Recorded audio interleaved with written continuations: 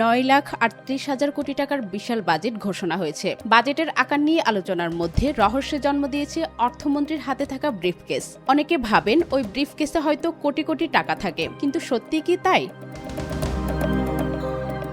বাস্তবতা হলো এই ব্রিফকেসে কোনো টাকা থাকে না। এর ভেতরে থাকে বাজেট বক্তৃতার চূড়ান্ত ড্রাফট বা অনুলিপি, গুরুত্বপূর্ণ ফাইল ও সরকারি নথিপত্র, যেখানে দেশের কোটি কোটি টাকা ব্যয়ের ভবিষ্যৎ পরিকল্পনা ও করের হিসাবলিপি থাকে।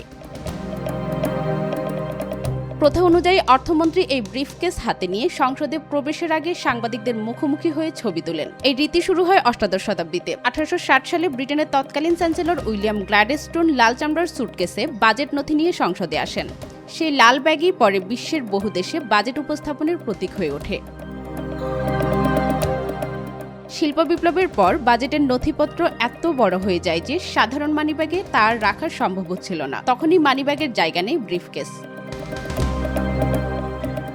বাজেটের সবচেয়ে গুরুত্বপূর্ণ বিষয় হলো গোপনীয়তা। কোন পণ্যের কর বাড়বে, কোনটির কমবে, এসব তথ্য আগেভাগে ফাঁস হলে বাজারে বিশৃঙ্খলা তৈরি হতে পারে। তাই বাজেট ঘোষণার আগ পর্যন্ত এসব নথি সর্বোচ্চ নিরাপত্তায় রাখা হয়, আর সেই নিরাপত্তার প্রতীক হয়ে উঠছে ব্রিফকেস। উপমহাদেশে বাজেট ব্রিফকেসের প্রথা শুরু করেন জেমস উইলসন, যিনি 1860 সালে ব্রিটিশ ভারতের প্রথম বাজেট উপস্থাপন করেন। স্বাধীন বাংলাদেশের প্রথম বাজেট উপস্থাপন করেন তাজউদ্দিন আহমেদ। তার হাতেও ছিল ঐতিহ্যবাহী বাজেট ব্রিফকেস। এরপর সাইফুর রহমান, আবুল মাল, আব্দুল মুহিত সহ প্রায় সব অর্থমন্ত্রী এই রীতি অনুসরণ করেছেন। মজার বিষয় হলো ব্রিফকেসের রং সবসময় এক ছিল না। কখনো লাল, কখনো কালো, কখনো মেরুন কিংবা কখনো চকলেট রঙের ব্যাগ নিয়েও সংসদে প্রবেশ করেছেন অর্থমন্ত্রীরা। কিন্তু রং বদলালেও বদলায়নি ঐতিহ্য। ফাহিমা আক্তার, আজকাল।